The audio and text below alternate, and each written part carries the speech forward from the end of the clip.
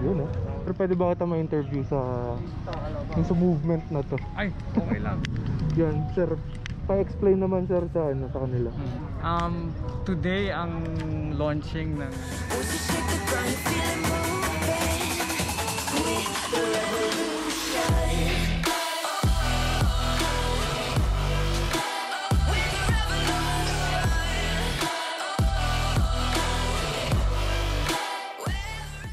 Yun no, so pupunta tayo ng Evia. Meron tayo ride for a cause no, para sa environment awareness no. So ngayon pupunta muna tayo ng ano, Justinville. Dadaanan natin si ano, isa nating subscriber na Black American. Sabi niya gusto niya itawag sa kanya is BZB. Yo, BZB, shout out to you man. Kailangan ko na ata mag-start ng ano eh, English vlog. Yun no. It's been a while man, since yung last vlog ko. Hindi na ata marunong mag-vlog. Sobrang naging busy, mas walang ma-content, nag-uulan pa. So talagang ano, wala talagang choice kundi magpahinga. Tara na't samahan niyo ako.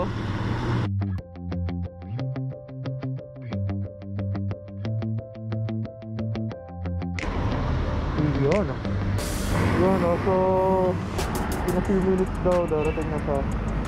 Hintay lang natin siya dito. Nakapalaban ako sa Englishan na ito man. Englishan. Hey bro. What is your top speed on your scooter? What is your top speed on your scooter? 65. 65? Let's go.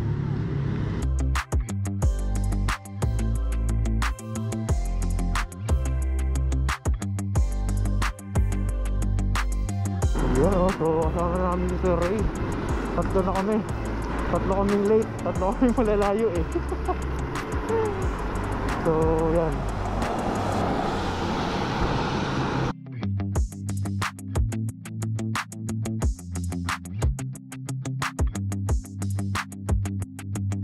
Sorry sir na late.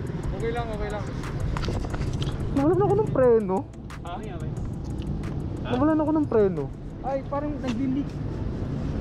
Dahil sa talsik lang na tubig. Talsik lang. Talsik lang. Kala ko may nagsila. Ano naman? Hindi, yung pag ano. Ay, oo ano. Ay. Pati yung harap ko wala na rin. Parang nawalan ako ng preno. Ito harap wala din. Basa. Parang wala rin sir. Pero kanina nung nag-ride out ako sa amin, mayroon. Dahil bang nabasa? Meron siya pero sobrang hina. Sabagay, mabagal naman tayong tapo natin ngayon. Karon, yung alin.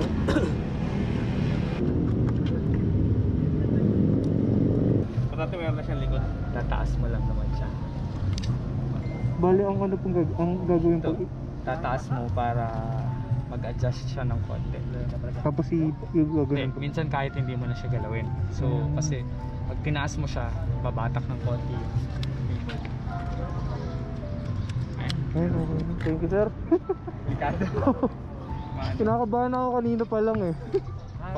Sir, medyo pabulusok tayo. Sabi ko parang ayaw na. Yung likod meron. Kailangan mo ng tape? Meron akong tape. Kung ididikit mo sa ako ilalagay.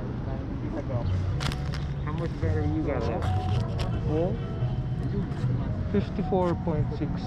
Size batteries in there? I don't know the exact battery eh. But the volts is 52 volts. So my full charge is 58.8 something. How about yours? I think it's 55. 55. What's the volt of your Battery pack? scooter? Okay. But the full charge, what is the full charge of your Like 55 volts, I think. 55? Sir, gaano kalaki yung volts pag 55 yung full charge? Hindi ko sure. 55 yung full charge. 52 volts, 55. 55 volts. Yung full charge na 55. Full charge 55. 48 ba? Sa akin 55.8 full charge, cut off 43. Okay. 43 yung cut off ko. So baka 52 volts din to sir. Yun ano, baka 52 volts. Yes. But how is the charger? Is it turning on the green light when Yes. it's full charge? Yeah. Oh, okay. Sir, pwede ba kita ma-interview sa movement na to? Ay, okay lang. Yan, sir. Pa-explain naman sir sa kanila. Today ang launching ng 24 Hours of Reality, yung movement ng Climate Reality Project. While it's happening at 5 AM today, we're joining them as we launch this particular activity. In particular, ito yung movement on sustainable mobility, calling for bike infrastructure, electric kickstart scooter infrastructure for us to be safer on the roads. Hindi lang sa Pinas, pero it's a global concern for everyone. And then secondly, of course, for the climate. So sustainable mobility devices such as electric kickstart scooters and bicycles, and then including the pedestrians. We claim the road because in the Philippines 12% lang talaga yung merong nagmamay-ari ng auto. 88% public commuters lahat, and that includes cyclists, electric kickstart scooter users. So this is a strong urgent call for the environment and for the mobility infrastructure. Dapat meron tayo. So let's support this movement. Yo. Salamat sir. Alright.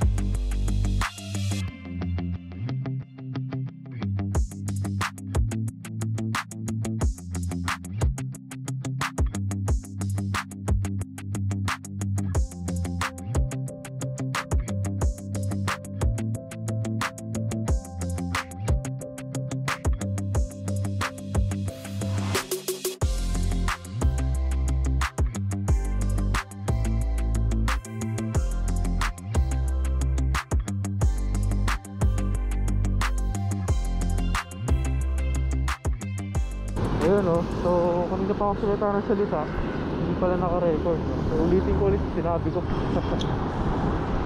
So okay din yung sumama sa ganitong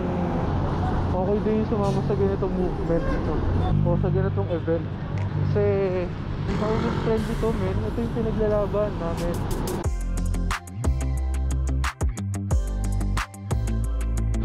Yun dito na kami sa Melastina.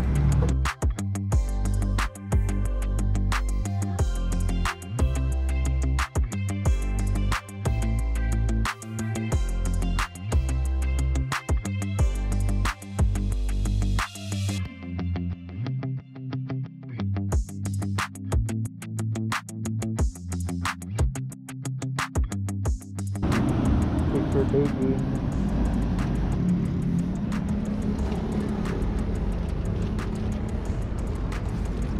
Alright, 3, 2, 1.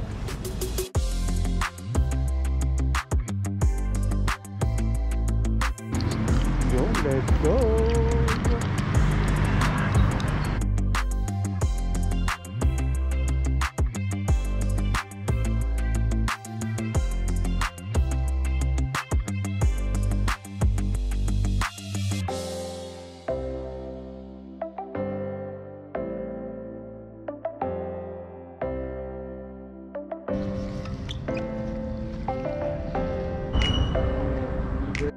Yun, dito kami ngayon sa City Hall ng Bacoor. Mayor Lani, baka naman. Picturan ulit, picturan. Okay lang yung gatong chill lang yung vibe Oo nga. Tapos ganda pa ng weather. Sakto yung weather. Takbong benching to. Masarap. Mayor Lani, baka naman. Pampondo lang, no? Mga ganitong group ride, Joke lang. Yun, kami magbabaklase na. Okay, dyan.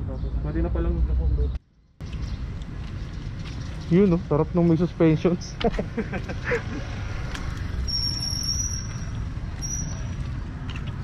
Lalo na yung kay sir kanina eh. Suspension eh. Kita ko nito. Minamani yung ano eh, yung anong tawag doon? Yung mga rumble strip. Mm. Rumble strips. Iniiwasan ko eh. Si sir wala lang eh. Ito ano lang eh. Chill lang eh. Chill lang yung ano eh. Nakikita mo gumagalaw suspension eh. No? Kaya nga. Sige. Sige po, maraming salamat ulit sa ride sir. Maraming salamat. Thank you, Roy. Maraming salamat. Sir. Ayan, nice. Thank you, Roy. Shout out sa mga naka 8X. Yun oh. Yun. Sir, yung flag ko ninyo. Shoutout din sa mga taga Bacoor na nag-scooter, no? Para sama kayo sa amin minsan. Magkano kasi kaya sa ano, yan lang. Tapos pag may ride ng bike. suotin niyo yung face mask with your scoot, Oo. tapos papost sa group. Ah, sige sir. Sasend ko siya sa ano, Climate Reality. Sige po sir, sige po. Lahat ng photos na pumapasok. Sige sir, maraming salamat. Bye-bye, God bless. Dito kami sir, dadaan. Baha doon sa kabila eh. Ingat po, ingat. How was the ride?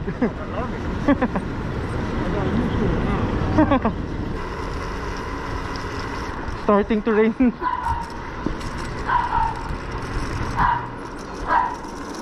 Wait a minute. Where's your controller? I don't think it has one. I think we need to cover this area. I have a cling wrap here, so wait. For safety purposes. Oh yeah.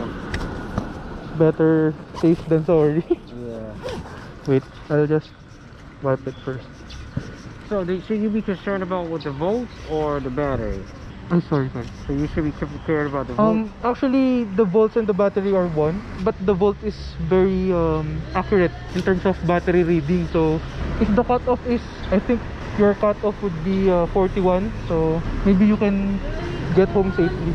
Who does the external batteries here? Eh? Who does the external batteries? I don't know how to put external batteries, but you can search or you can ask the supplier of your scooter. Let's go over here.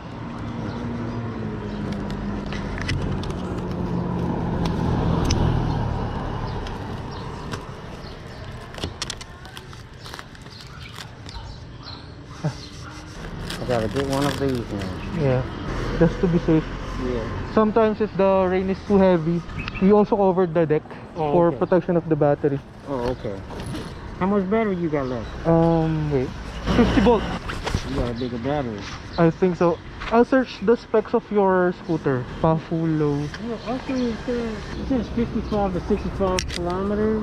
Okay, 55 to 65. Oh, it's only 15 amperes. Mine is 18, I think. So that's why I have a bigger battery. How much is your scooter, by the way? About 30,000. 30,000. Still decent. I think the specs is pretty decent for 30,000. Yeah, 1,000 watt motor. And I was speeding with it sometimes. It was moving. Mm-hmm. It goes very fast, but I think that's what made me burn my battery some. Actually, we do have the same motor power. So if I extend the battery, I should be able to last a lot more. Yeah. But there are shops around here that will do it for you, right? I don't think here in Cavite. From Manila, right? I think so. Masarap din pumunta dito. Sumama sa mga gantong ride, no? About sa environment. Iba rin kasi yung nagawa sa akin ng pandemic.